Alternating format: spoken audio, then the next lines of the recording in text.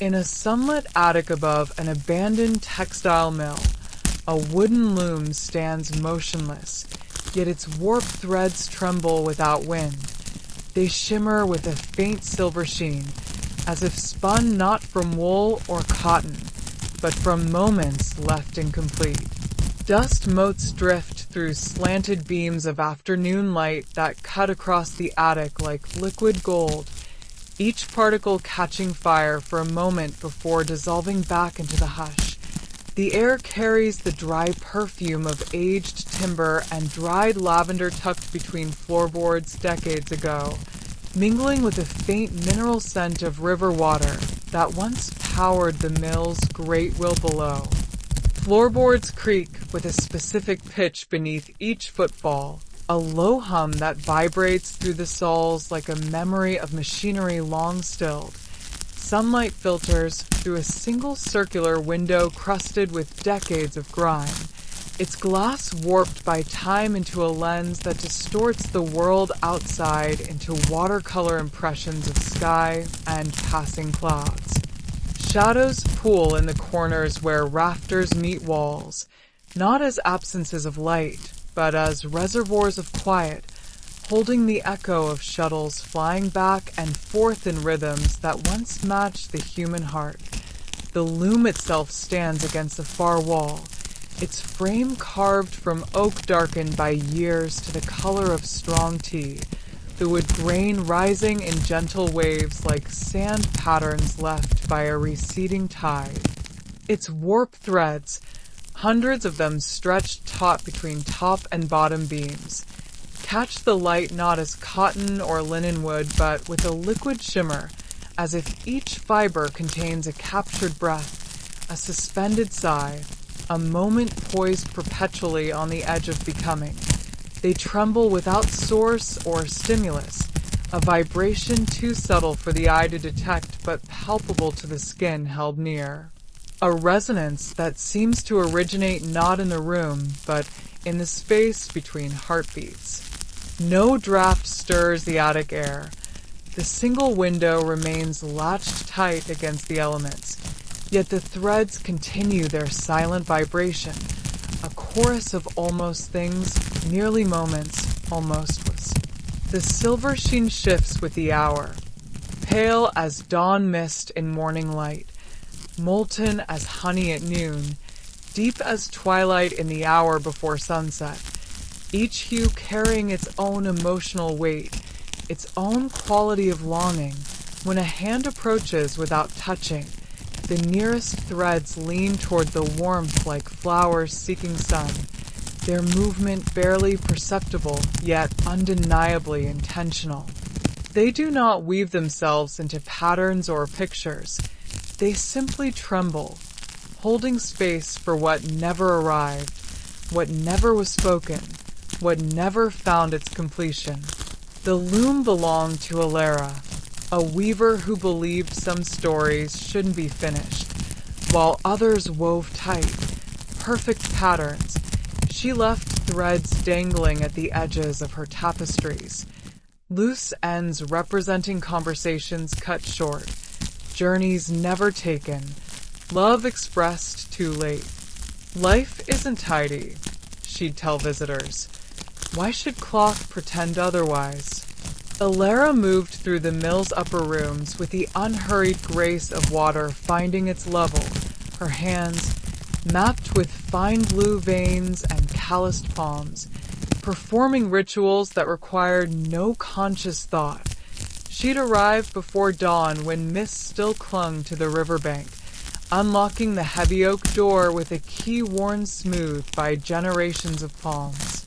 While other weavers in the valley prized symmetry and completion, Alara cultivated the beauty of the unfinished. Her tapestries hung in the mill's showroom not as perfect rectangles, but as organic shapes with threads spilling freely from their borders, strands of crimson wool trailing like unshed tears, filaments of sea-green silk drifting like words left unsaid, golden threads catching the light like promises almost kept. Visitors would run their fingers along these loose ends and feel not frustration but recognition, a sudden memory of a letter never sent, a path not taken at a crossroads, a hand not reached for in a crowded room. Children visiting with parents would instinctively grasp the dangling threads, their small fingers understanding what adult minds struggled to articulate, that some beauties exist precisely because they remain unresolved. Alara never explained her philosophy beyond that simple statement about life's untidiness. She'd simply gesture to the loom where a half-finished weaving might rest for weeks, a landscape of hills and sky with a single figure standing at the edge of the cloth, one arm extended toward nothing, threads flowing from their fingertips into empty air. That one, she'd say softly, is for the conversation I meant to have with my father before the fever took him. Or, this blue thread here holds the weight of the train I didn't board that would have carried me to another country, another life. She wove not to resolve, but to honor, to give physical form to the spaces between what was and what might have been. When she passed, the loom didn't fall silent. It began weaving on its own, not whole tapestries, but fragments, a single thread of gold where a promise was almost kept, a strand of deep blue where a goodbye went unspoken. These threads don't form images, they form sensations, the weight of a hand almost reached for, the warmth of a room where someone almost stayed. The change occurred not with fanfare, but with the quiet certainty of seasons turning. Alara's final weaving remained on the loom when she failed to arrive one Tuesday morning, the shuttle resting mid-flight, a strand of pearl-gray thread suspended between warped threads like a breath held too long. The mill owner, a practical man who measured value in yards of finished cloth, intended to clear her station within days, but when he climbed the attic stairs, he found the loom vibrating with a soft hum that traveled up through the floorboards into his bones. The unfinished weaving had not deteriorated in the weeks since her passing. Instead, new threads had appeared, not woven into the existing pattern but floating beside it, independent filaments shimmering with that same impossible silver. One thread pulsed with the gentle warmth of a cup of tea offered but never accepted. Another carried the cool weight of a letter folded and refolded but never mailed. A third vibrated with the particular ache of a song hummed under breath but never sung aloud. The owner, a man not given to sentiment, found himself standing before the loom for 20 minutes without moving, tears tracing paths through the dust on his cheeks, though he could not name what he was mourning. He descended the stairs and told his workers the attic was off limits, not out of superstition but out of respect for something he could not explain but knew demanded reverence. Years passed. The mill fell silent as industry moved elsewhere, its great water wheel stilled, its machinery covered in white sheets that gradually yellowed with age. Yet the attic remained untouched by decay. Dust settled on everything except the loom and its trembling threads, which stayed pristine as if brushed daily by invisible hands. The threads continued their slow accumulation, not randomly but with purpose, each new filament corresponding to some nearby moment of beautiful incompleteness. The teenager who almost confessed her love beneath the old oak tree but turned away at the last moment. The old man who almost reconciled with his son before pride closed the door. The artist who almost finished her masterpiece, but recognized its power lay precisely in its unfinished state. These threads did not depict these moments. They embodied them, carrying their emotional resonance in fiber form, waiting for hands that might understand their particular language of almost. A young woman climbed the attic stairs last autumn, fleeing a life that felt too tightly woven. Every hour scheduled, every outcome predicted. She sat before the loom exhausted, her own threads pulled taut by expectation. As she watched the trembling warp, a single silver strand drifted down and settled across her palm. Her name was Clara, though she'd begun to feel like a collection of obligations rather than a person, a series of checkboxes to be marked, deadlines to be met, expectations to be fulfilled. Her calendar was a mosaic of color-coded blocks, each representing a commitment she'd made not from desire but from duty. Her apartment walls held framed certificates and awards that felt less like achievements and more like evidence in a trial where she was both defendant and judge. That afternoon, she'd canceled 3 meetings without explanation, driven to the edge of town where the old mill stood like a sleeping giant beside the river, and climbed the narrow stairs to the attic without knowing why she was drawn there. She'd expected emptiness, dust, the hollow echo of abandonment. Instead, she found this: light, silence, and threads trembling with a vibration that matched the rhythm of her own exhausted breath. She sank onto a low stool before the loom, her shoulders slumping under a weight she hadn't realized she was carrying. The silver threads shimmered in the slanted light, their movement hypnotic, not chaotic but deeply ordered, like the pulse of a sleeping creature. She watched until her breathing slowed, until the tightness in her chest began to soften at the edges. Then it happened. A single thread, finer than spider silk and glowing with the soft light of moon on water, detached itself from the warp and drifted downward as if carried on a current of air that existed nowhere else in the room. It settled across her palm not with weight but with presence, a sensation like the memory of a touch rather than touch itself. It didn't speak. It simply softened. The softening began in her hand but traveled inward, a loosening of muscles she'd held tense for years, a release of breath she'd been holding since childhood. The thread carried no message, no instruction, no promise of transformation. It simply embodied the quality of softness itself, the gentle give of earth beneath bare feet, the yielding of a pillow after a long day, the quiet acceptance of things as they are rather than as they should be. In that softening, Clara felt permission, not granted by an external voice but recognized from within, to leave one project unfinished, to cancel one obligation, to sit in silence without guilt, the pressure that had driven her for so long, the need to complete, to achieve, to tie every thread into a neat knot, did not vanish but transformed, becoming something she could set down rather than carry.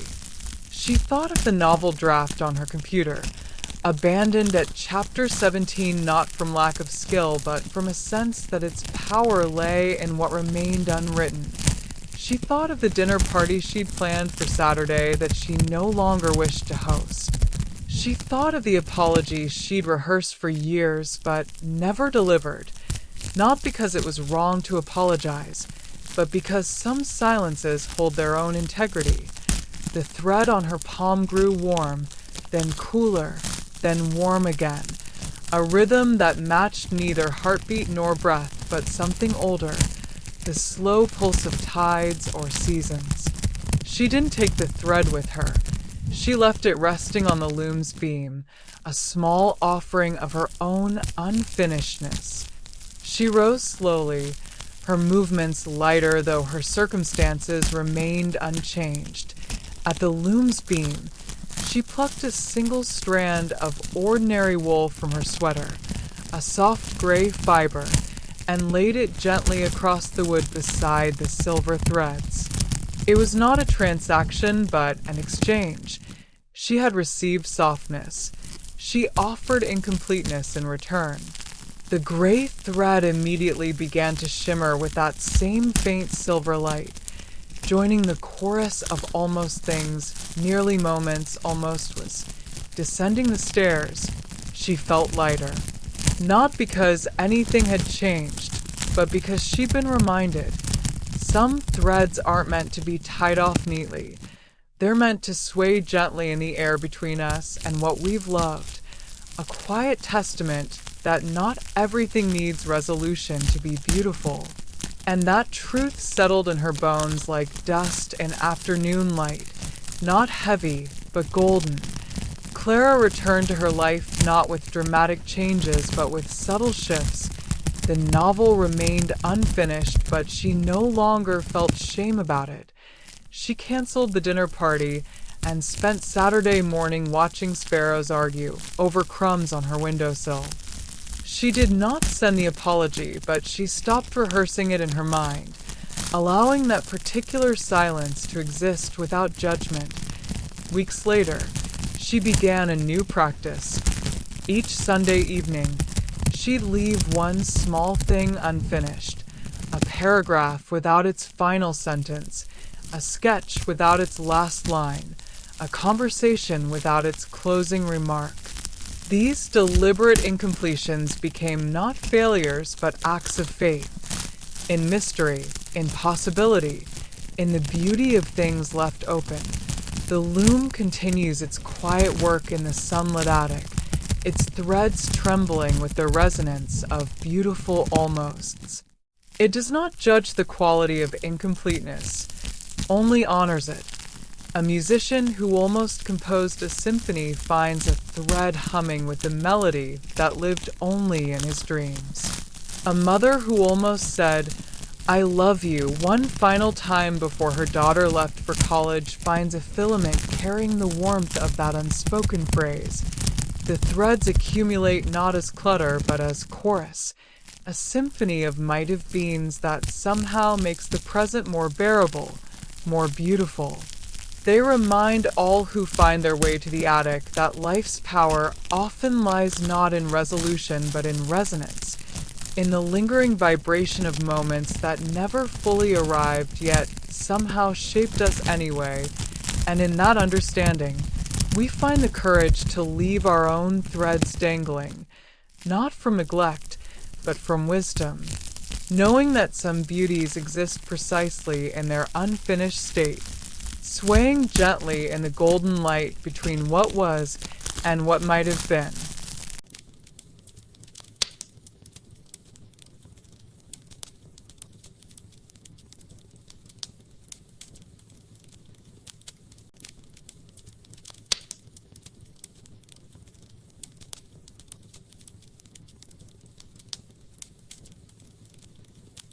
At the edge of a mist-haunted lake, a wooden dock extends into still water. Its planks are weathered silver, its pilings crusted with freshwater shells. No boats tie here anymore, yet each morning the dock bears the faint impression of footsteps that never arrived, damp outlines on dry wood, as if someone walked its length just before dawn. The lake itself rests in a bowl of ancient hills, its surface a shifting mirror that holds sky and stone in equal measure depending on the hour. By day, sunlight fractures across gentle ripples into coins of gold that vanish the moment fingers reach for them. By night, the water drinks moonlight and returns it as a soft phosphorescence that guides no path but offers quiet companionship to those who walk the shore after dark. Mist rises not as weather, but as temperament, sometimes clinging to the surface in veils so thick the far shore vanishes completely, other times drifting in spectral ribbons that coil around reeds before dissolving into nothing. The air carries the clean scent of wet stone and water lilies, mingling with the faint mineral perfume of deep water that has never known sunlight. Dragonflies hover at the water's edge on wings of stained glass, their iridescent bodies catching light in prismatic flashes before vanishing into the haze.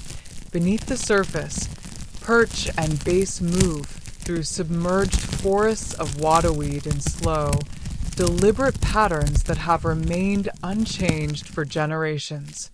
Time here is measured not in minutes, but in the gradual deepening of shadows as afternoon softens toward evening, in the slow accumulation of silt around the dock's pilings, in the patient wearing away of wood grain by rain and sun, and the gentle pressure of countless feet. The dock's planks, once rough-hewn pine, have been smoothed by decades of passage into surfaces that hold the memory of every step taken upon them. The hurried pace of soldiers with kit bags slung over shoulders, the hesitant shuffle of students clutching train tickets, the slow, reluctant tread of parents watching children disappear down the path toward the station. Freshwater shells cling to the pilings in intricate mosaics, their calcified forms building upon one another in layers that record seasons of flood and drought, their pearlescent interiors catching the light when water laps gently against the wood. At dawn, when mist lies thickest upon the water, the footprints appear, not as ghosts walking, but as impressions left behind by memory itself. The faint damp outline of a child's shoe near the shore end, the deeper impression of a man's boot at the midpoint where he might have paused to gather courage, the delicate trace of a woman's slipper at the very end where farewells were spoken into the rising mist. These impressions carry no chill despite their dampness. They feel instead like the residual warmth of a hand recently withdrawn, a presence that has just departed but whose essence lingers in the grain of the wood. Fishermen say the dock remembers every leaving, not with sorrow, but with fidelity. They speak of it without superstition, but with the quiet certainty of those who have felt its presence at dawn when mist clings to the water like breath made visible. Old Thomas, who has cast his line from the shore for 60 years, describes the dock not as haunted, but as faithful, a keeper of thresholds rather than a repository of grief. He doesn't claim to understand its mechanics. He simply knows it appears when needed, vanishes when its work is done. The town archivist keeps a small collection of accounts, not ghost stories, but quiet testimonies.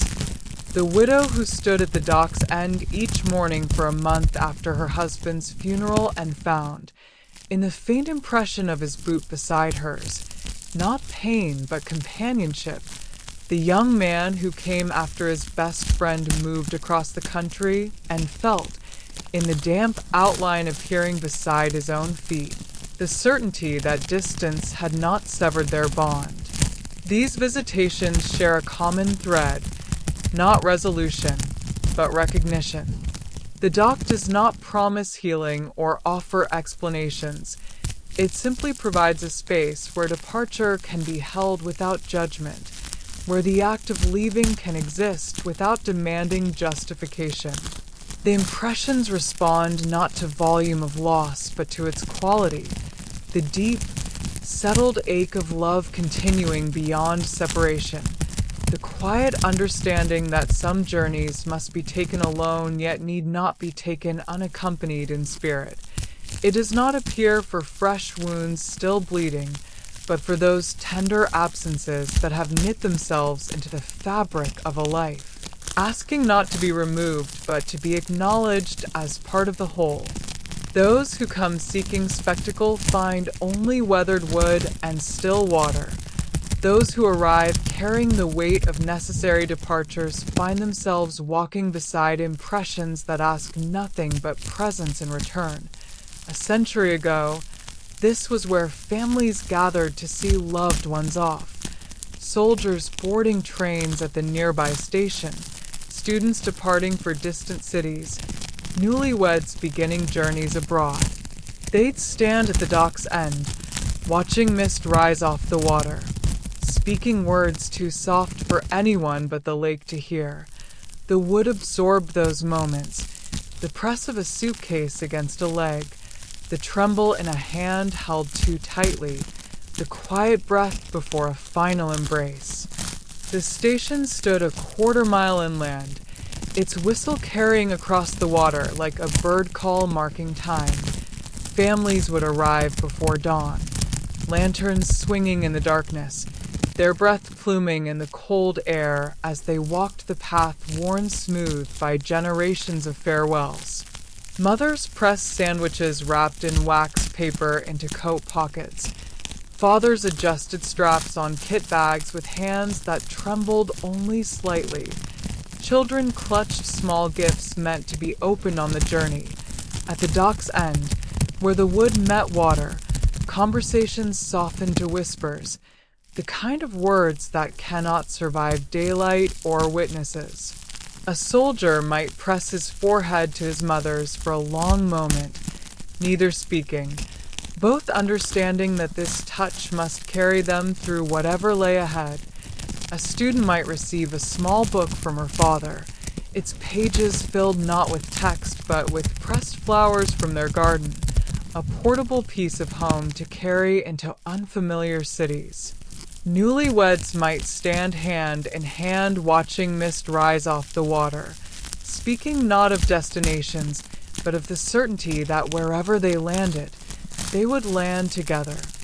The wood absorbed these moments not as recordings, but as resonances. The particular pressure of a body leaning forward to kiss a cheek one last time. The vibration of a whispered "I love you" traveling up through the soles of shoes into the grain below. The weight of a head resting briefly on a shoulder before straightening for the walk back to the station.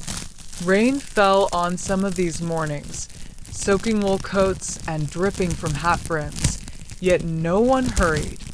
The ritual required its full measure of time. Sun broke through clouds on others, gilding the mist in gold and making the lake's surface shimmer like scattered coins.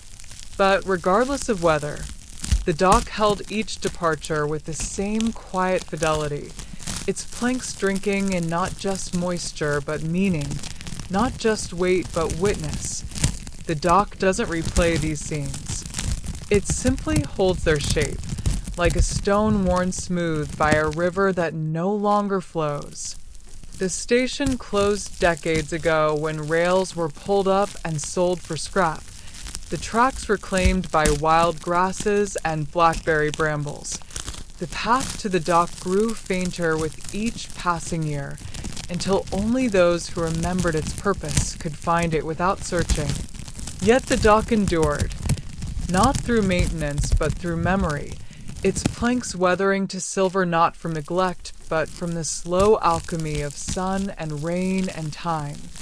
Winter ice gripped the pilings each year, expanding in cracks with a force that should have shattered the wood, yet the dock held, its fibers having learned flexibility from countless seasons of freezing and thawing.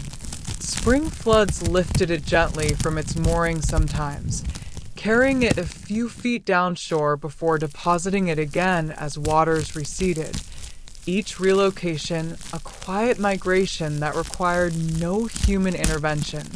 Summer sun baked the planks until they released the faint perfume of pine sap long since hardened to amber beneath the surface, a scent that rose only when heat reached a certain intensity, as if the wood itself remembered warmth from another century.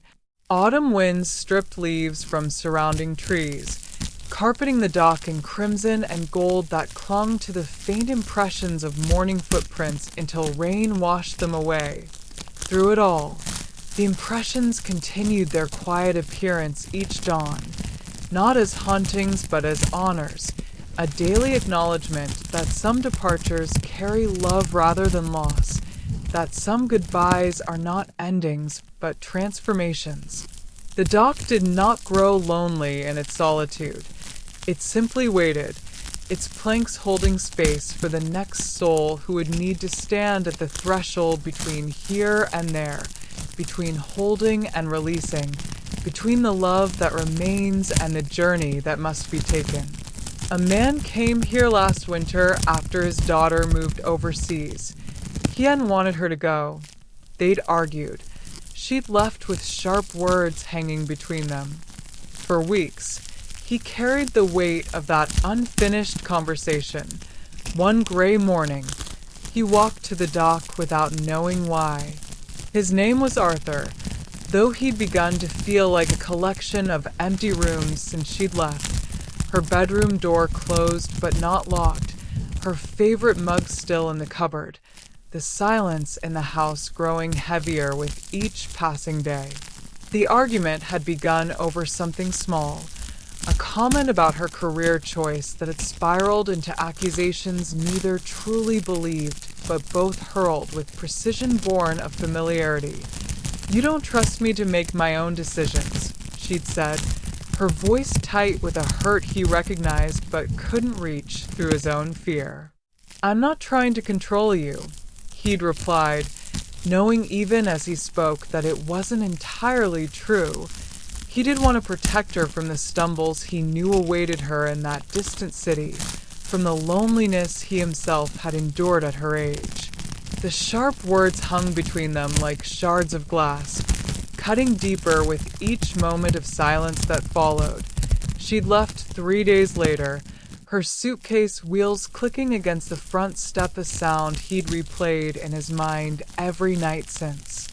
He'd tried the expected remedies, calling friends who offered platitudes about giving her space, scrolling through photos on his phone until the images lost meaning, sitting in her favorite chair, hoping proximity to her things would bring comfort.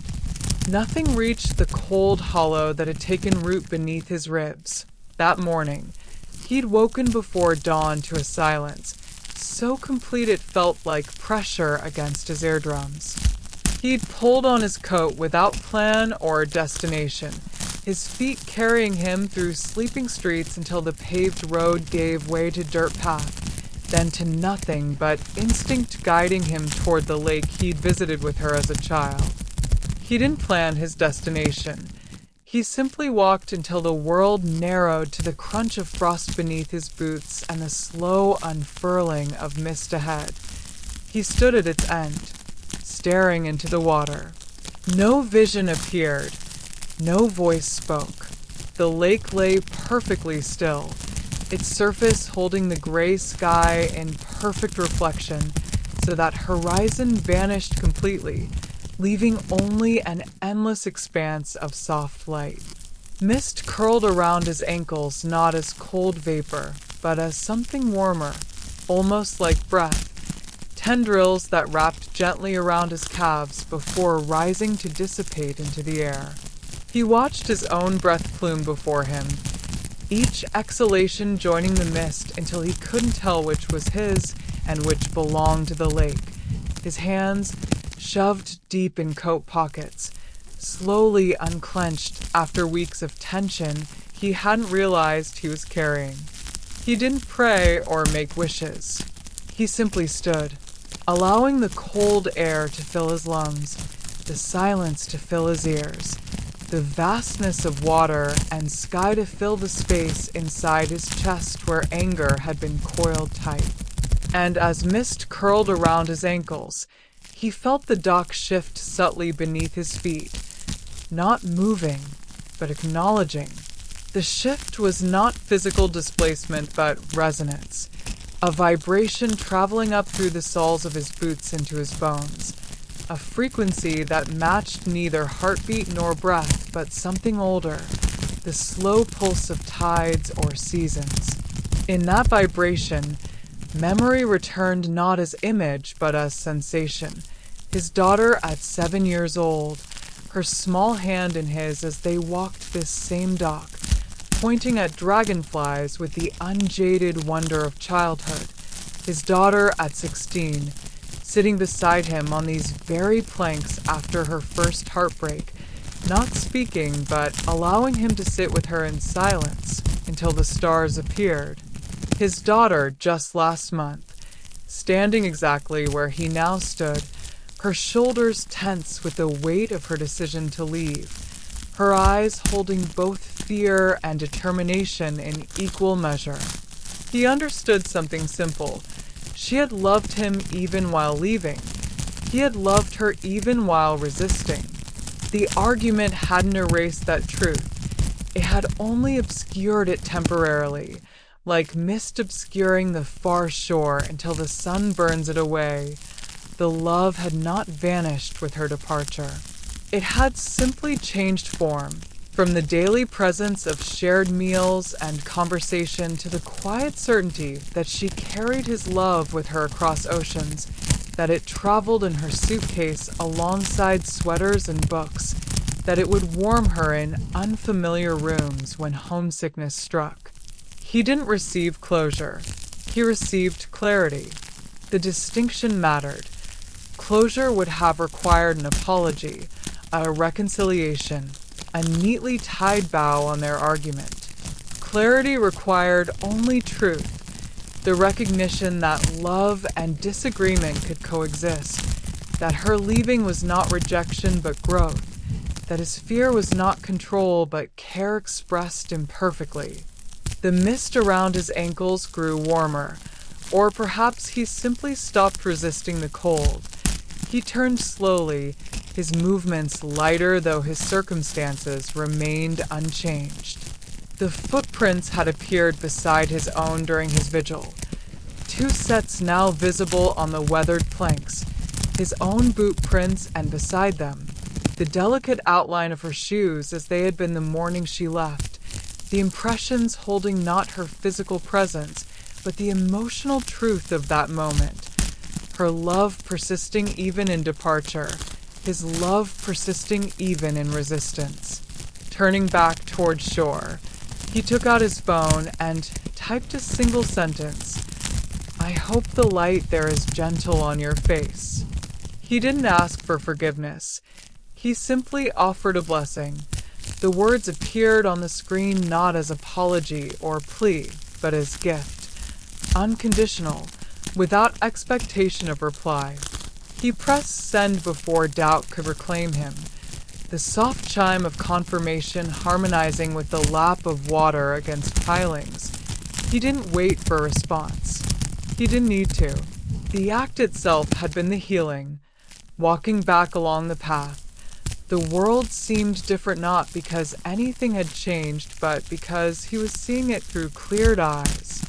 The bare branches of winter trees no longer looked like skeletons, but like intricate calligraphy against the sky. The crunch of frost beneath his boots sounded not like loss, but like presence. Each step a testament to being here, now, alive in this moment. The dock remained behind him, its planks drying in the weak sun. The footprints faded by noon. He received her reply 3 hours later, not with effusive gratitude, but with simple acknowledgement. It is, "Thank you." No elaboration, no reopening of the argument, just the quiet acceptance of his blessing. In the weeks that followed, their messages remained brief but consistent. A photo of her new apartment's view, a question about his garden, a shared memory of a meal they'd cooked together years ago. The sharp edges of their argument softened not through discussion but through time and the quiet understanding that had taken root on the dock that morning. He never returned to the dock again. He didn't need to. Some places don't heal wounds. They hold space for the truth beneath the wound, the love that persists even in departure, until we're ready to feel it again. And that readiness arrives not as a thunderclap, but as mist lifting slowly from water. The dock continues its quiet work season after season, its impressions appearing each dawn for those who arrive carrying the particular weight of necessary departures. It does not discriminate by age or circumstance, only by the quality of love that remains after leaving.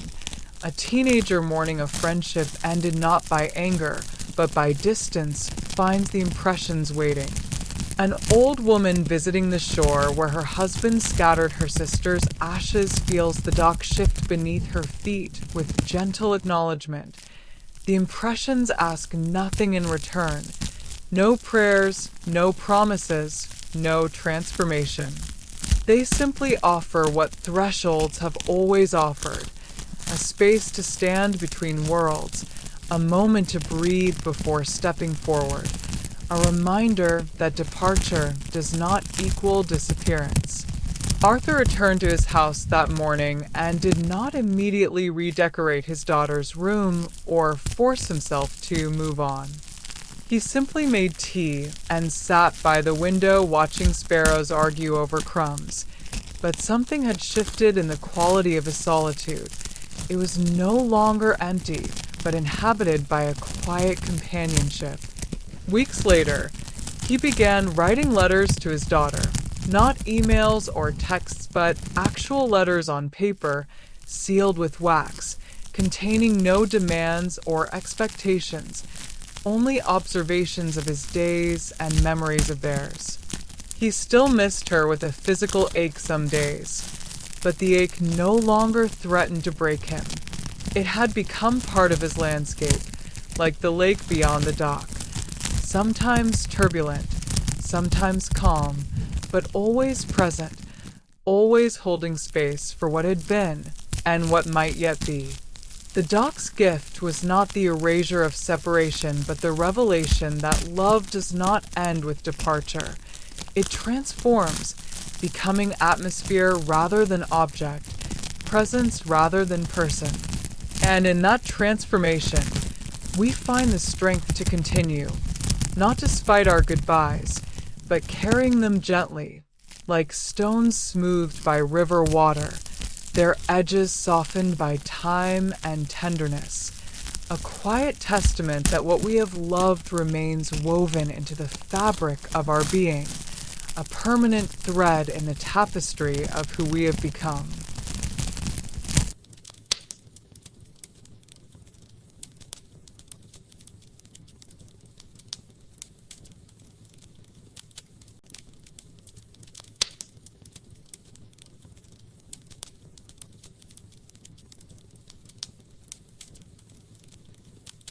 On a dusty shelf in a closed apothecary, an hourglass stands upright though no hand has turned it in decades.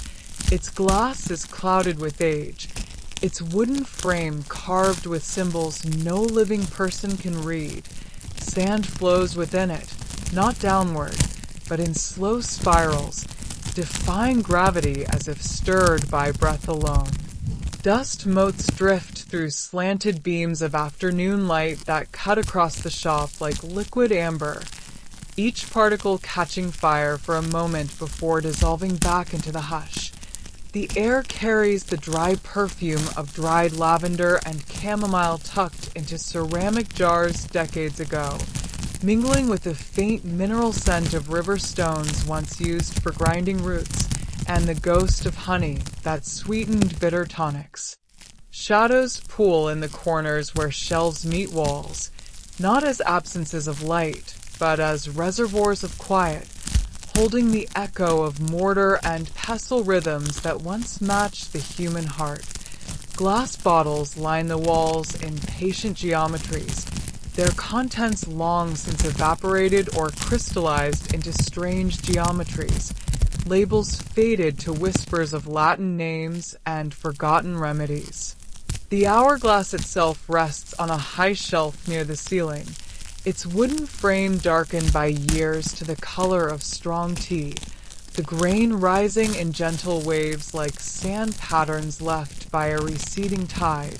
Its glass bulbs catch the light not as clear crystal would, but with a liquid shimmer, as if each surface contains a captured breath, a suspended sigh, a moment poised perpetually between falling and rising.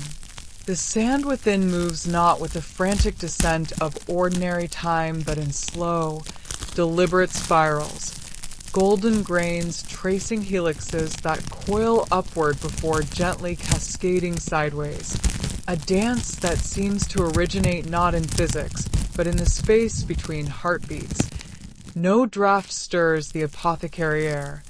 The single window remains latched tight against the elements, yet the sand continues its silent ballet, a chorus of almost moments, nearly things, almost was. When a hand approaches without touching, the nearest grains lean toward the warmth like flowers seeking sun, their movement barely perceptible, yet undeniably intentional. They do not measure hours or minutes. They simply spiral, holding space for what cannot be quantified. Patience that has no endpoint, love that has no expiration, grief that has no schedule. The apothecary's keeper, an old woman named Lynn, used it not to mark minutes, but to measure what minutes cannot hold, the length of a mother's patience, the weight of a promise kept across years, the quiet duration of grief that has no calendar. She'd place it on the counter when a customer spoke of loss. "Let it turn," she'd say, "not to end your sorrow, but to honor its shape." Lynn moved through her apothecary with the unhurried grace of water finding its level, her hands, mapped with fine blue veins and knuckles softened by years, performing rituals that required no conscious thought. She'd arrived before dawn when mist still clung to the cobblestones outside, unlocking the heavy oak door with a key worn smooth by generations of palms. While other healers in the valley measured remedies in precise drams and scruples, Lynn measured in qualities.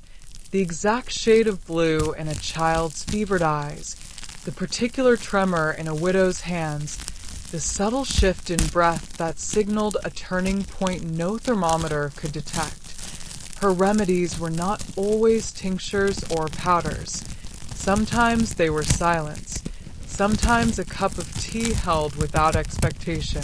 Sometimes the simple act of witnessing another's pain without rushing to fix it. She never explained the hourglass's mechanics beyond that simple statement about honoring sorrow's shape.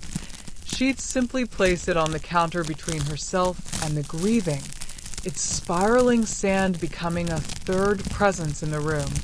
Not judge, not healer, but witness. A farmer who'd lost his barn to fire would watch the sand spiral and feel permission to mourn not just the structure, but the memories housed within its walls. A young woman whose betrothed had sailed for distant shores would trace the glass with her fingertip and understand that waiting itself could be a form of love. An old man facing his final winter would sit with the hourglass until the spirals mirrored the slowing rhythm of his own breath, finding comfort not in denial of death, but in the beauty of time's gentle turning.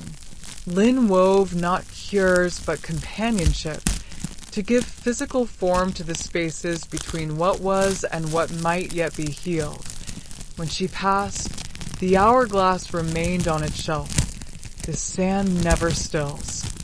The change occurred not with fanfare, but with the quiet certainty of seasons turning. Lynn's final day saw her arranging jars of dried yarrow on the counter, her movements slow but precise, the hourglass resting beside her elbow as it had for 60 years. The town doctor, a practical man who measured value in cured fevers and mended bones, intended to clear her shop within days. But when he climbed the narrow stairs to the apothecary, he found the hourglass vibrating with a soft hum that traveled up through the floorboards into his bones. The sand had not settled in the weeks since her passing. Instead, its spirals had deepened, each coil carrying a particular emotional resonance. A filament of gold where a promise was kept across decades. A strand of deep blue where a vigil was maintained through long nights. A shimmer of silver where grief had been held without shame. The doctor, a man not given to sentiment, found himself standing before the shelf for 20 minutes without moving, tears tracing paths through the dust on his cheeks, though he could not name what he was mourning. He descended the stairs and told the town council the apothecary was to remain untouched, not out of superstition, but out of respect for something he could not explain but knew demanded reverence. Years passed. The town grew around the shuttered shop, new buildings rising where cobblestones had once worn smooth. Yet the apothecary remained untouched by decay. Dust settled on everything except the hourglass and its spiraling sand, which stayed pristine as if brushed daily by invisible hands. The sand continued its slow accumulation of resonance, not randomly but with purpose, each new spiral corresponding to some nearby moment of beautiful endurance. The teacher who stayed late each night grading papers though no one thanked her. The neighbor who brought soup to the sick though he feared contagion. The artist who painted daily though no gallery would show her work. These spirals did not depict these moments. They embodied them, carrying their emotional resonance in golden grain, waiting for eyes that might understand their particular language of persistence.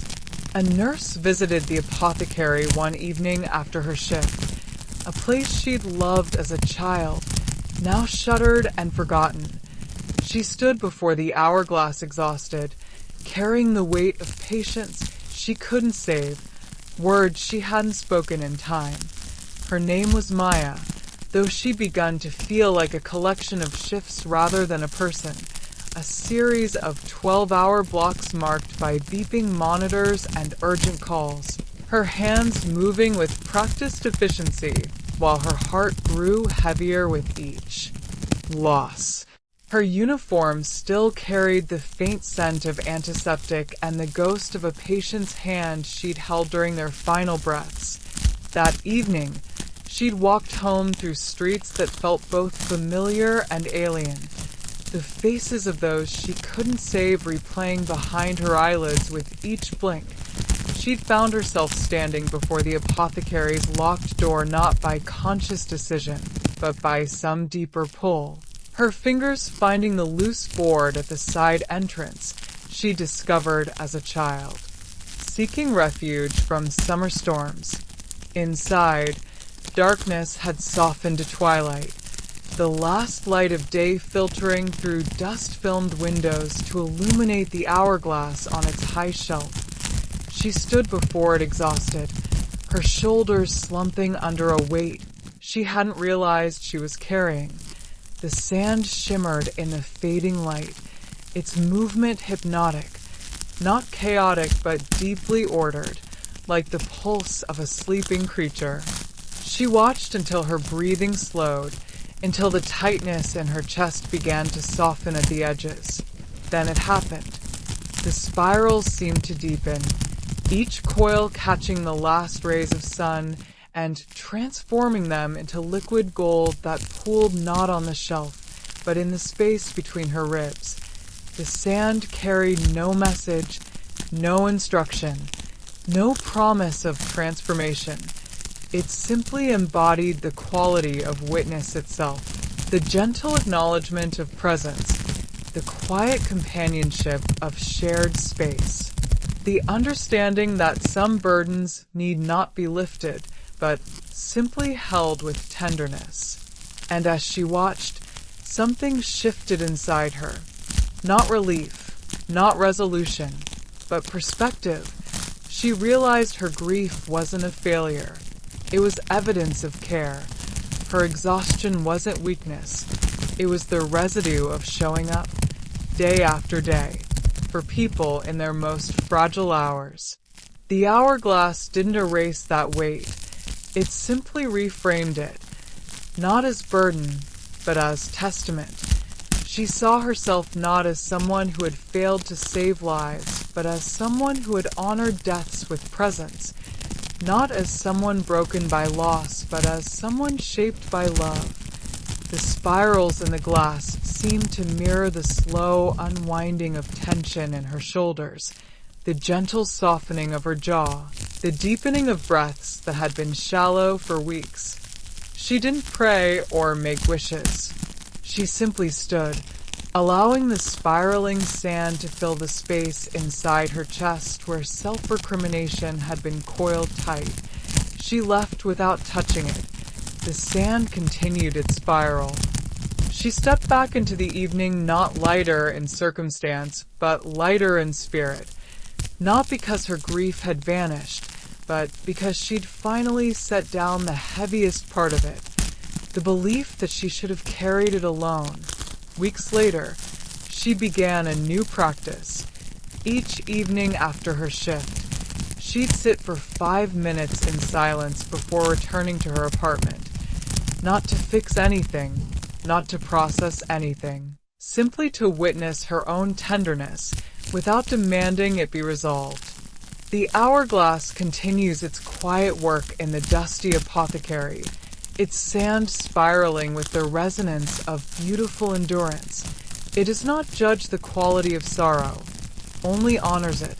A firefighter who carries the weight of lives he couldn't reach finds the spirals humming with the memory of hands reached toward flames.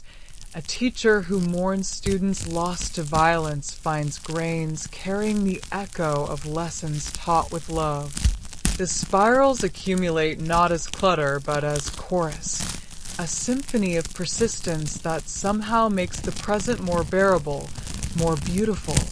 They remind all who find their way to the apothecary that healing often lies not in resolution but in resonance, in the quiet acknowledgement that our tenderness itself is worthy of witness, and in that understanding, we find the courage to carry our own weight not as burden but as testament, not from neglect but from wisdom, knowing that some truths exist, precisely in their witness state, spiraling gently in the golden light between what was and what remains.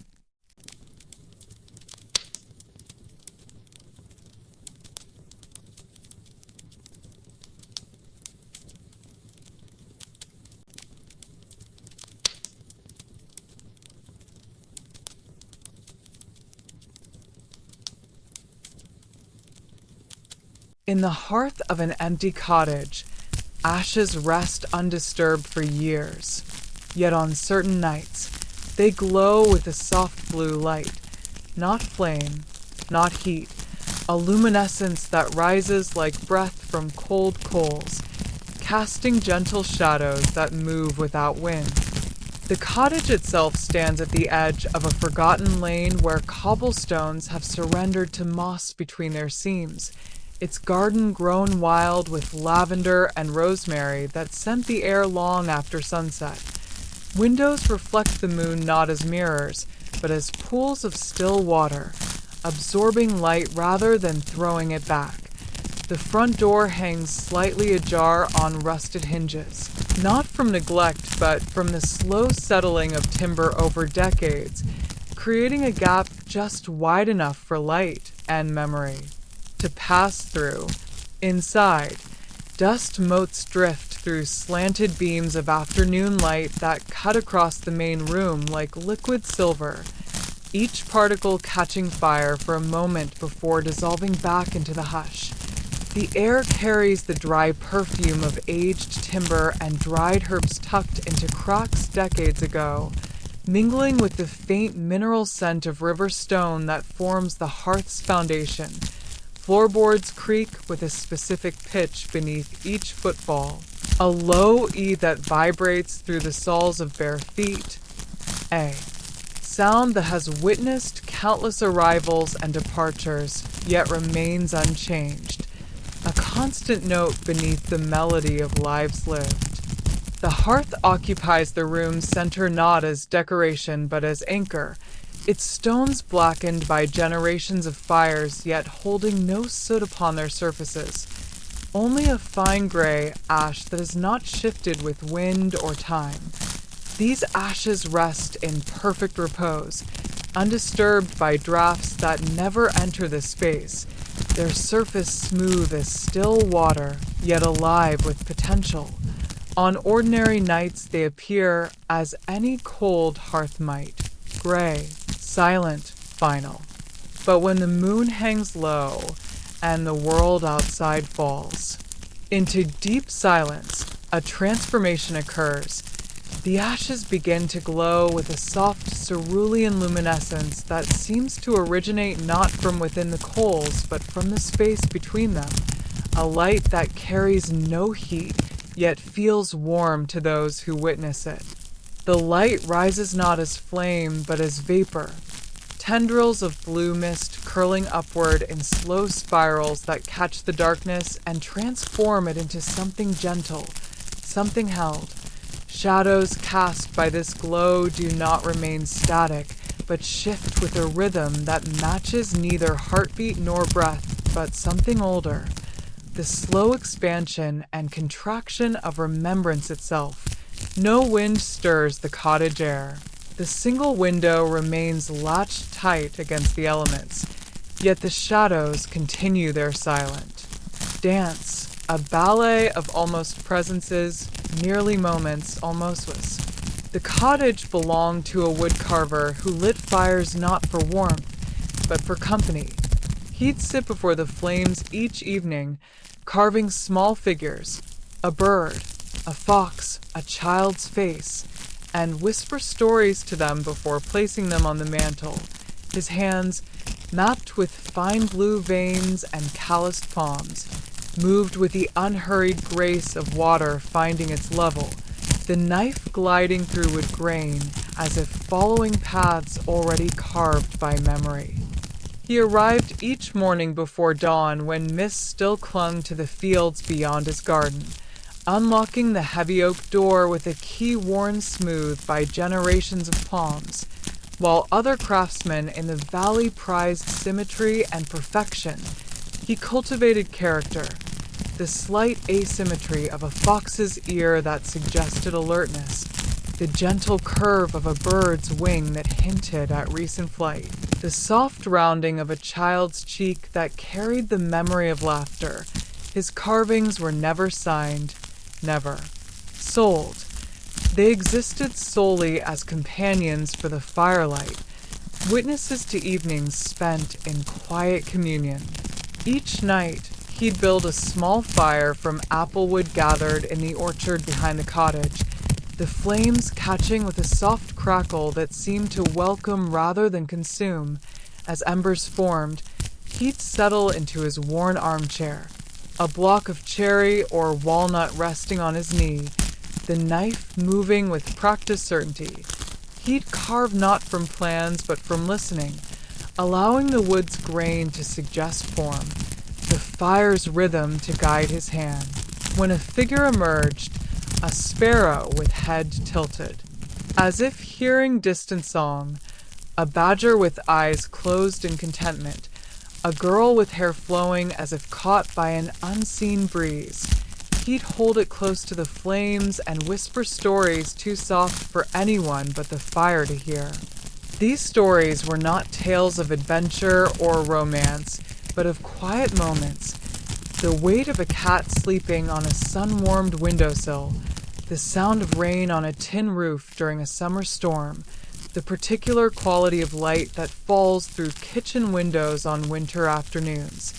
He spoke of these things not to entertain, but to honor, to give voice to the small beauties that sustain us through ordinary days.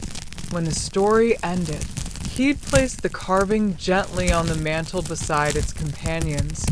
Each figure turned slightly toward the hearth, as if still listening to the fire's whispers.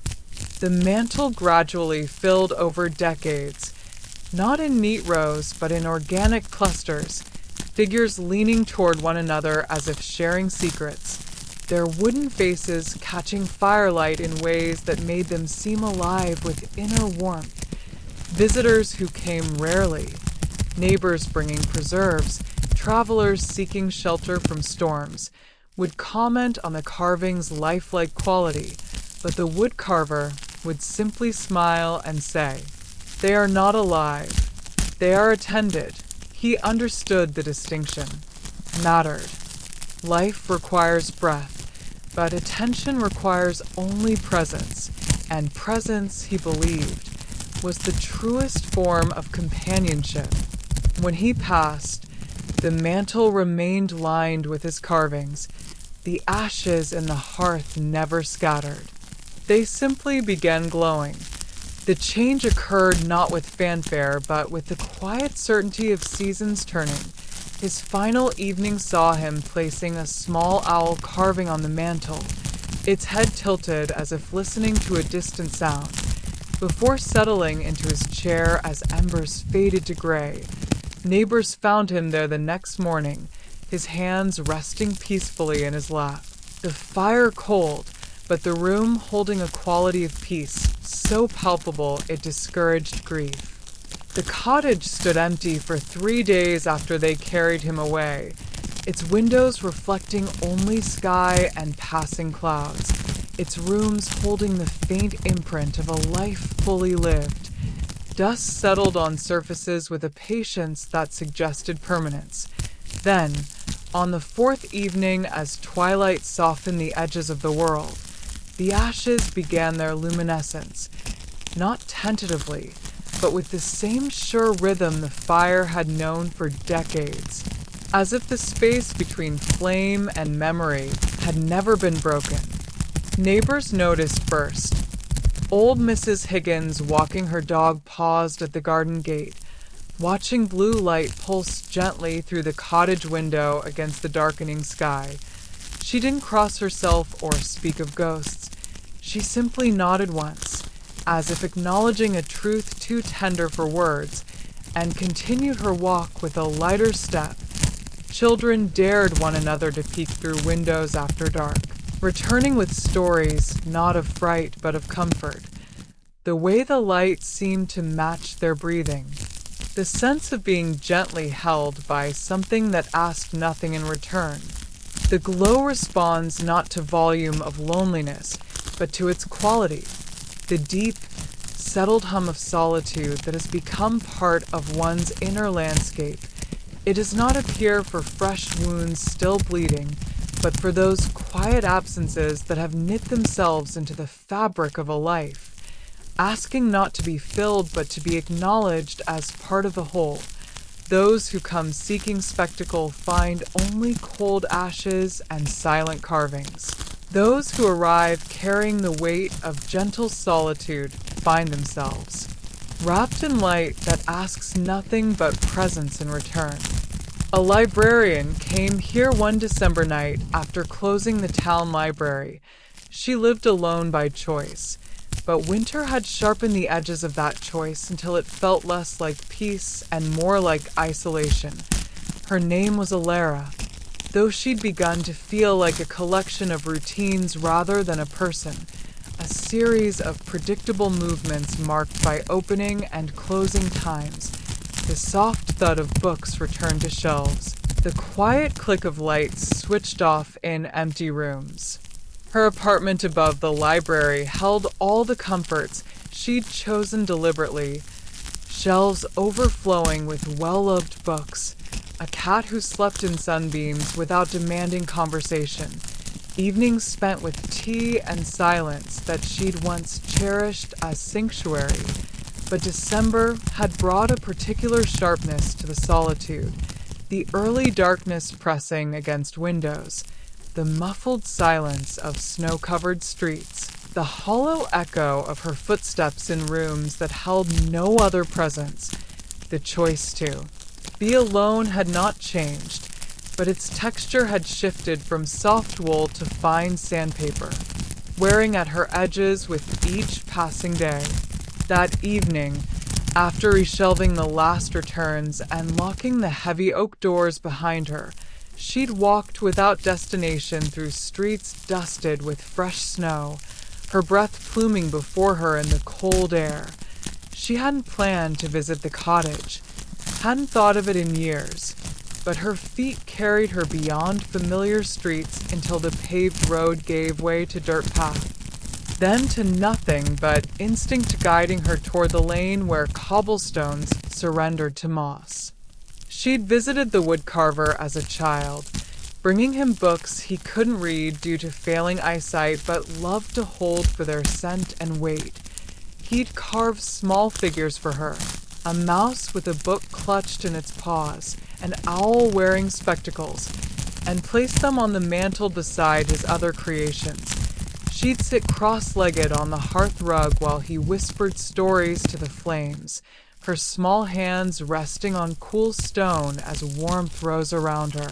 Those evenings had held no loneliness, only the quiet certainty of being witnessed without expectation.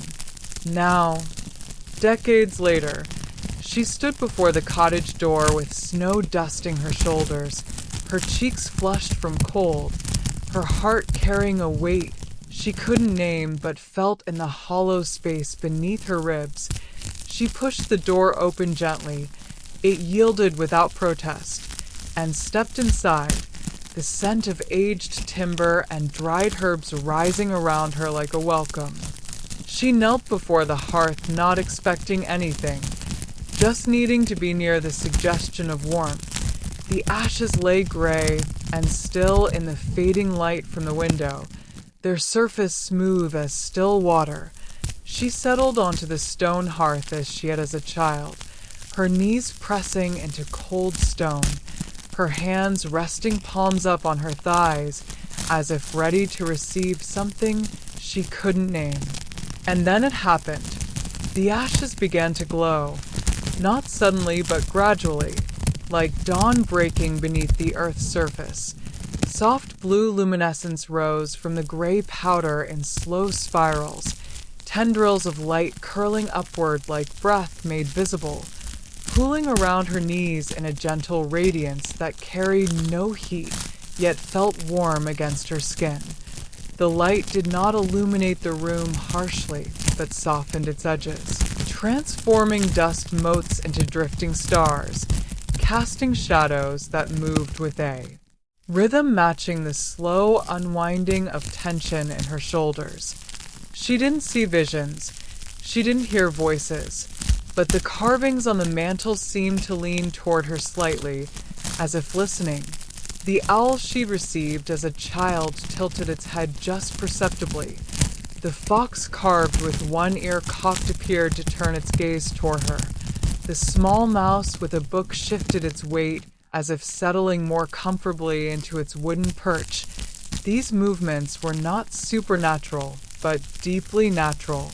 The slow relaxation of wood fibers responding to the warmth of a human presence after years of solitude, a physical echo of the emotional shift occurring within her. And in that moment, she felt a shift. Loneliness wasn't the absence of others. It was the presence of self, waiting to be met with kindness. The realization arrived not as thunderclap, but as mist lifting from water, gradual, certain, transformative. She saw that her solitude had not become isolation because others were absent, but because she had stopped attending to her own presence with the same tenderness she offered books and library patrons and stray cats. The blue light rose around her like a gentle tide, not erasing her solitude, but reframing it, not as emptiness to be filled, but as space to be honored. She thought of evenings spent reading by lamplight not as lonely hours, but as conversations with voices across time. She thought of meals eaten alone not as deficits, but as rituals of self-care. She thought of silences not as voids, but as vessels capable of holding whatever needed to be felt without judgment. She placed a hand on the stone hearth. The glow brightened briefly beneath her palm, not in response, but in companionship. The light did not react to her touch as cause and effect, but as resonance. One presence acknowledging another without demand or expectation. The warmth traveled not through her skin, but through her bones, a vibration that matched the frequency of acceptance itself. She didn't pray or make wishes. She simply existed within the light, allowing it to hold what she could no longer carry alone. Memories surfaced not as sharp pains, but as gentle impressions, the weight of her cat purring on her lap, the satisfaction of finding the perfect book for a patron, the quiet joy of watching snow fall through her apartment window, and were carried away on the blue light's gentle currents like leaves on a slow river. She left before midnight, the cold air sharp on her cheeks, but the blue light stayed with her, not as memory, but as atmosphere, a soft luminescence in her chest where emptiness had lived. Walking back through snow-dusted streets, she noticed details she'd missed for weeks. The intricate pattern of frost on a shop window, the warm glow of a single lamp in an upstairs room, the gentle crunch of snow beneath her boots, sounding not like isolation but like presence. She didn't stop being alone. She simply stopped being lonely within it. Returning to her apartment, she didn't immediately turn on all the lights or fill the silence with radio noise. She lit a single candle and sat with her cat in the blue-tinged darkness, feeling not lack but abundance, the abundance of a self finally met with kindness. Weeks later, she began a new practice. Each evening after closing the library, she'd sit for 10 minutes in silence before returning upstairs, not to fix anything, not to process anything, simply to witness her own presence without demanding it be shared. She still lived alone. She still cherished solitude, but the texture had shifted back to soft wool. The edges softened by the understanding that companionship begins not with another's presence, but with one's own attention. The hearth continues its quiet work season after season, its ashes glowing on certain nights for those who arrive carrying the particular weight of gentle solitude. It does not discriminate by age or circumstance, only by the quality of presence brought to its threshold. A widower visiting weekly to feel close to his wife of 60 years finds the light rising to meet him. A young artist working late in her studio feels its glow through the cottage window and returns to her canvas with renewed tenderness for her own company. The ashes ask nothing in return, no prayers, no promises, no transformation. They simply offer what hearths have always offered, a focal point for attention, a space to be witnessed without judgment, a reminder that solitude and loneliness are not synonyms, but distinct territories separated by a single choice, the choice to meet oneself with kindness. The carvings on the mantel remain in their organic clusters, their wooden faces catching moonlight through the window in ways that make them seem alive with inner warmth. They do not judge the quality of solitude, only honor it. They remind all who find their way to the cottage that companionship exists not only in shared space, but in attended presence, in the quiet act of witnessing one's own tenderness without demanding it be resolved or filled. And in that blue light, we discover the gentle truth that solitude need not be endured but embraced, that the space between ourselves and others can become not a chasm but a sanctuary when we learn to sit quietly within it, offering our own presence as the first and most essential gift, a soft luminescence that requires no flame to burn, no other to witness, only the courage to be alone without being lonely.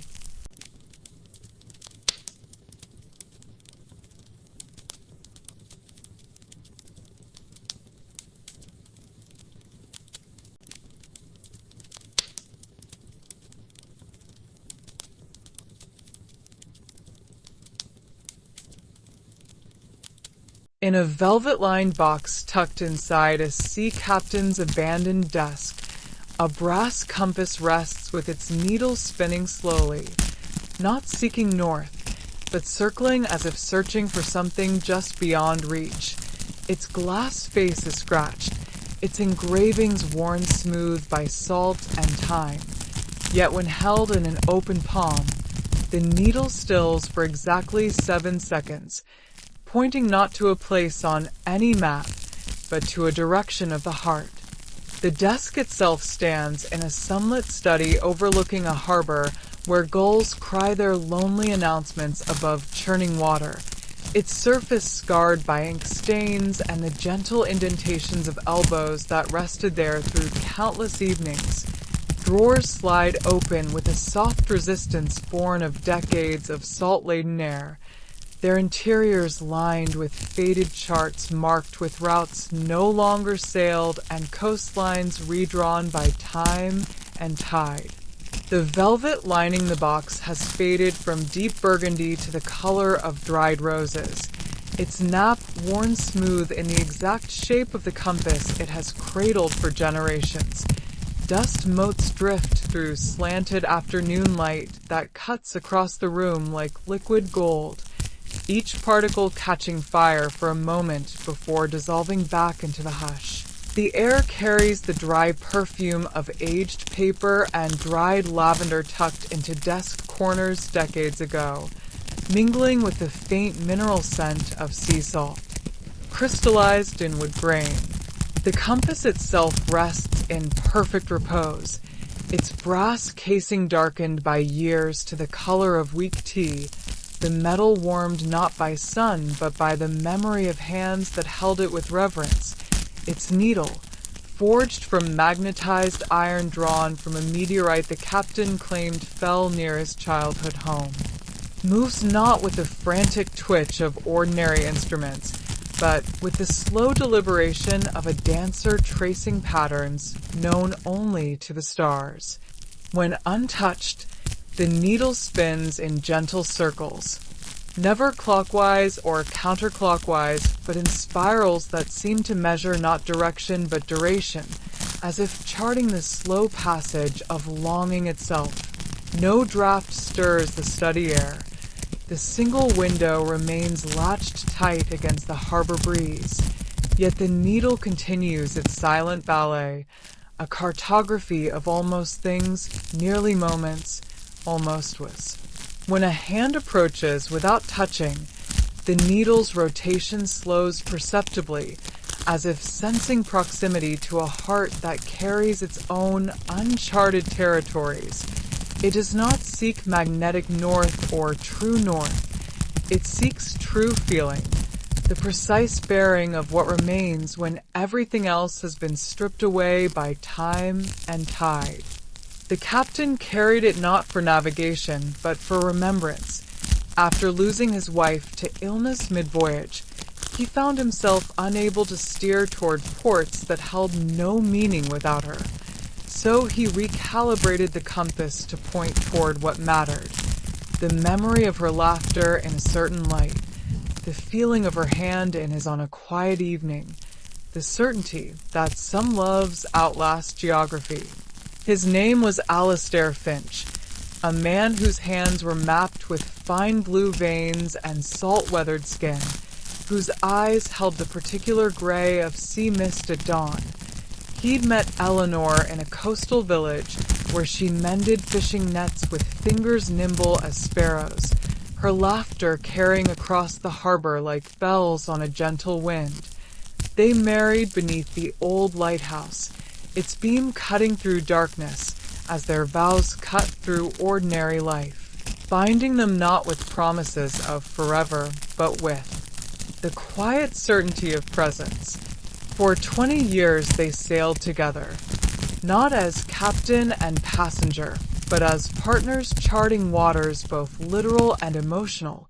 She kept the ship's log not with dates and coordinates, but with observations, the particular shade of violet in a sunset off the Azores, the way dolphins rode their bow wave on mornings when the sea lay flat as glass, the taste of rain collected in canvas buckets during summer squalls. He navigated by stars and sextant by day, but by her quiet wisdom when storms threatened or decisions weighed heavy. When fever took her halfway to Lisbon, he held her hand as she slipped away beneath a canopy of unfamiliar stars, her final breath a whisper that carried no words but a certainty that needed none. He buried her at sea at dawn, the water accepting her with a gentleness that broke something permanent in him. The crew expected him to turn back to port, to surrender command, to collapse beneath grief's weight. Instead, he sat alone in his cabin for 3 days with a compass resting on his palm, its needle spinning wildly as if mirroring the chaos in his chest. On the 4th morning, he emerged with eyes clear but changed, the compass now resting in a small wooden box he'd carved himself. He did not discard his charts or abandon his duties. He simply began navigating by a different north, not the fixed point above the pole, but the living memory of a love that had become his truest coordinate. He recalibrated not with tools, but with attention, allowing the needle to settle each evening as he recalled a specific moment, her hand resting on his shoulder as he studied star charts, the scent of rosemary in her hair after she'd worked in the ship's small herb garden, the particular cadence of her breathing as she slept beside him in their narrow berth. The needle learned these bearings not as locations, but as qualities. The warmth of shared silence, the strength of quiet companionship, the resilience of love that outlasts presence. He died at sea decades ago. The compass found its way back to shore. His final voyage ended not in storm or shipwreck, but in stillness, a peaceful passing in his sleep as the ship sailed calm waters beneath a sky dusted with stars. The first mate, a young man Eleanor had once comforted when homesickness threatened to undo him, placed the compass box gently in the captain's sea chest before arranging for his body to be returned to the village where he'd married. The chest traveled home aboard a merchant vessel, its journey taking months as ships followed trade winds and seasonal currents. It arrived at the dock where Alistair and Eleanor had once stood hand in hand watching gulls wheel against the sky. The first mate carried it to the captain's small cottage overlooking the harbor, placing it on the desk where Eleanor had once mended sails and wrote letters to distant friends. The cottage passed through hands over decades, rented to fishermen, borrowed by artists seeking solitude, eventually purchased by a historian who recognized its significance but lacked the heart to live within its memories. The desk remained, its drawers filled with charts yellowed at the edges, its surface holding the ghost imprint of a man who'd learned to navigate by love rather than latitude.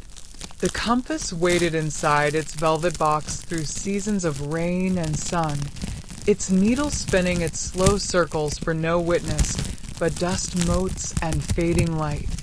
It did not grow lonely in its solitude. It simply held its calibration, a perfect memory of what it had been taught to seek. Not places, but presences. Not destinations, but devotion. A cartographer inherited the desk last spring, a woman who mapped coastlines for a living but felt unmoored in her personal life. She'd lost her way after a long relationship ended, not with drama, but with quiet drifting apart. Her name was Clara, though she'd begun to feel like a collection of coordinates rather than a person. A series of latitudes and longitudes marked on paper, but disconnected from any inner geography. She worked for the National Mapping Agency, her days spent tracing shorelines with precise instruments, her hands moving with practiced certainty as she charted erosion patterns and tidal shifts. Her maps were celebrated for their accuracy, their beauty, their ability to make the chaotic edges of land and sea comprehensible to strangers. Yet each evening she returned to an apartment whose rooms held all the comforts she'd chosen deliberately. shelves of well-loved books, a cat who slept in, sunbeams, walls adorned with maps she'd drawn herself, but felt increasingly like a visitor in her own life. The relationship had ended not with slammed doors or shouted accusations, but with the slow erosion of shared meaning, the gradual realization that two people could occupy the same space while traveling in different directions. They'd loved each other truly, but incompletely, like two rivers flowing parallel for miles before reaching a fork neither could cross. There was no betrayal, no failure, only the quiet acknowledgement that some journeys are meant to be walked together for a season, not a lifetime. She'd moved through the months since with confidence, but without compass, attending to work deadlines, maintaining friendships, caring for her cat, but feeling fundamentally disoriented, as if the internal map she'd used to navigate her own heart had been redrawn without her consent. She tried the expected remedies, therapy sessions where she traced patterns in the carpet while speaking of loss, long walks through city parks where every couple holding hands felt like an echo of what had been even. Ings spent scrolling through photos until the images lost meaning. Nothing reached the quiet dislocation that had taken root beneath her ribs. That rainy afternoon, sorting through the inherited desk's contents, she found the velvet box tucked beneath a stack of yellowed letters tied with faded ribbon. She hadn't expected to find anything of value, just old papers and maritime relics belonging to a great-uncle she'd never met. She opened the box on a rainy afternoon, expecting a relic. The compass lay nestled in its velvet cradle, brass darkened to a soft patina, glass face scratched in delicate spirals that caught the gray light filtering through the window. She lifted it gently, its weight familiar in her palm, as if she'd held it countless times before.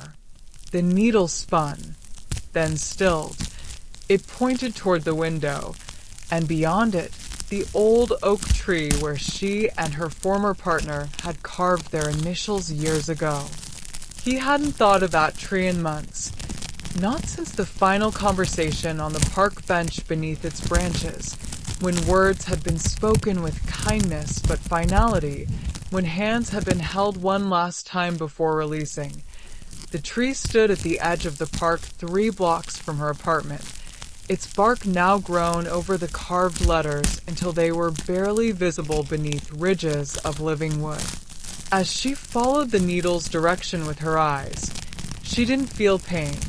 She felt gratitude for the love that had been real while it lasted, for the growth that came after its ending, for the quiet truth that some relationships are not failures because they end but successes because they happened at all. The needle held its bearing for exactly 7 seconds. Not long enough for regret to take root, not short enough for the moment to be missed. In that span, memory returned not as sharp-edged loss but as gentle impression. The particular quality of afternoon light filtering through oak leaves the day they carved their names, the weight of his hand in hers as they walked home through falling leaves, the quiet certainty that in that season they had been exactly what each other needed. She understood then that the compass did not point to what was lost but to what remained, not the person who had left, but the love that had been shared. Not the relationship that had ended, but the growth it had nurtured. The needle had not guided her back to a person or a place, but to a truth. That love leaves coordinates in us that never vanish, even when the landscape changes. The needle began spinning again after 7 seconds. She closed the box gently. She didn't visit the oak tree that day. She didn't need to. The compass hadn't guided her back to what was lost. It had reminded her that loss and love share the same coordinates, and that to have loved deeply is never truly to lose. Walking back to her apartment through streets glistening with rain, she noticed details she'd missed for months. The intricate pattern of water droplets on a shop window, the warm glow of lamplight spilling onto wet pavement, the gentle rhythm of her own footsteps sounding not like solitude but like presence. She didn't call her former partner or seek reconciliation. She simply returned to her maps with a new understanding that every coastline she charted held evidence of both erosion and accretion, loss and gain, endings and beginnings existing simultaneously in the same geography. She began a new project that evening, not mapping external shorelines but creating an internal atlas of her own heart, marking not wounds but wisdom, not absences but appreciations. The compass continues its quiet work in the velvet-lined box, its needle spinning its slow circles for those who might one day open the lid with open hands and open hearts. It does not discriminate by age or circumstance, only by the quality of attention brought to its presence. A sailor visiting the cottage feels its pull toward the memory of a first voyage. A widow finds it pointing toward the garden bench where she and her husband shared morning coffee for 40 years. The needle asks nothing in return, no prayers, no promises, no transformation. It simply offers what true navigation has always offered, not a destination but orientation, the quiet certainty that we carry within us all the coordinates we need to find our way home, even when home exists not as a place but as a state of being. And in that reorientation, we discover the gentle truth that some losses are not absences but transformations. Like coastlines reshaped by tides, they change form but not essence. The love remains, not as a person to be held, but as a bearing to be followed, a true north that requires no magnetic pole, no star chart, no instrument beyond the heart itself. A constant point of reference that guides us not back to what was lost, but forward into who we have become, because we loved it all.